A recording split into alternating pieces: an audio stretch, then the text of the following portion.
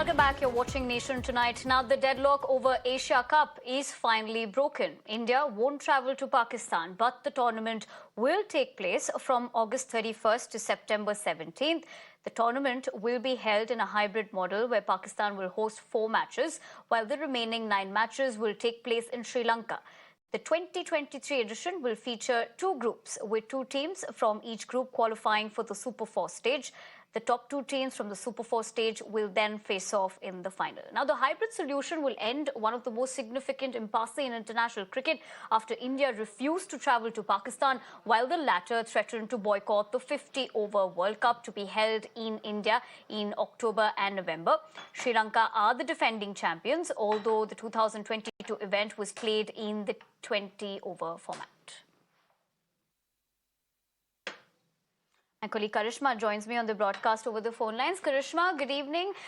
Clearly, there seems to be some breakthrough, at least if we've come to be talking about the hybrid model. But tell us more as to what one can expect as far as the relations between India and Pakistan and international cricket is concerned.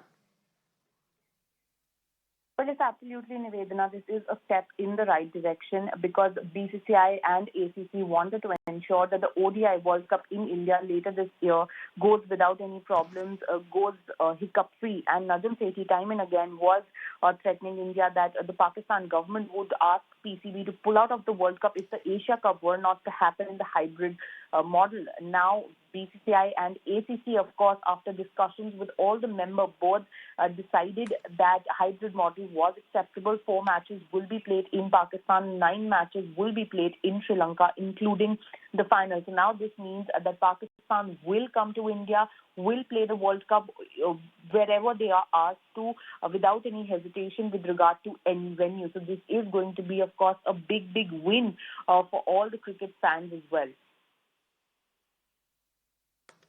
Absolutely, Karishma. Thank you very much for joining us on the broadcast, getting us those latest details, and also in terms of fixtures, what viewers can look forward to. But I understand to take this conversation further, I have Nikhil Sharma, sports commentator and author, joining me on the broadcast. Nikhil, thank you very much once again for joining us here on Mirror Now. Great to see you. Diving straight into that question, right? Like my colleague Karishma was also pointing out, we do know what Najam Sethi had to say previously as well of that threat to be pulling out of the other high-profile tournament that we're going to be seeing later this year, the ODI World Cup. So do you believe this is a step somewhat in the right direction? Well, Nivedhana, absolutely. I think, the diplomatic ways of both the ACC as well as ICC have worked wonders. That impasse that has existed for quite some time has been broken. So we now know the exact formats. We now know the exact hosts. As far as the ACC event is concerned, the championship will be a hybrid format. The first 4 matches, the group will have, both the groups together will have 6 matches. So there are three teams each in both those groups. So, the 4 games, the first 4 games will happen in Pakistan, and the balance 2 of them will go to Sri Lanka, which is basically both the India games, which will be India versus Pakistan, and I think India versus Nepal, and then the Super 4. So, if India and Pakistan both make the Super 4s, that's another game that will, that will be hosted in Sri Lanka that will feature India versus Pakistan if both of them do make it to the Super 4s, and then the final. And then, of course, we know that India will now exclusively hold the World Cup later this year, and Pakistan has agreed to participate in it without any conditions.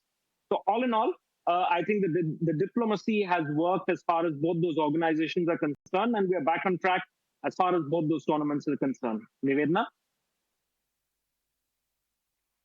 Right, Nikhil, but as you point that out, just to draw things into perspective, BCCI still stands on the fact that India will not be travelling to Pakistan soil. And this is a decision that was taken by them years ago, which is why the hybrid model is a solution.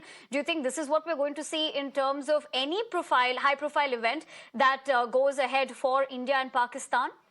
At least from the BCCI side, that is. Yes, Nivedhana. I think in the near future, in the immediate future, we will not see India moving to Pakistan. Also, we must bear in mind that, we've seen these numbers floating all across social media and otherwise. India does control a lot of revenue, a lot of, the broadcasting potential in world cricket. So there's there's, whether rightly or wrongly, there's enough clout that India has. Today it's said quite often that the sport of cricket is the engine is India. So they have that clout. They have that decisive decision making in their hand to decide whether they will or will not travel to Pakistan. And I think, given the current circumstances and the decision that's been taken by the Indian government, I find it very difficult that India will travel to Pakistan in the near future for any high-profile ICC tournament. So those bilateral series, of course, we don't see any of those in the near future, as far as I'm concerned, at this point in time. Nivedhana?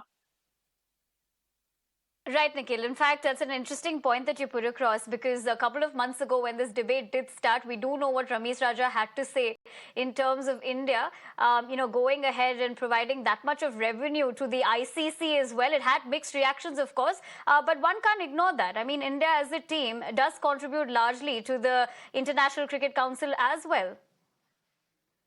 Absolutely. You look at every format of cricket today, and India just, is leaps and bounds ahead of all types of commercialization as far as the sport of cricket is concerned. So, Ramesh Raja was not wrong then. Of course, the sheer fact that at that point in time he was the president of PCB, rubbed a lot of people, at least in his country, and those not in India, the wrong way. But that's the fact of matter. That India does contribute a huge percentage of revenues to broadcasting, to sponsorship, and the game overall. So the interest of the country will always be kept in mind when the decisions are taken.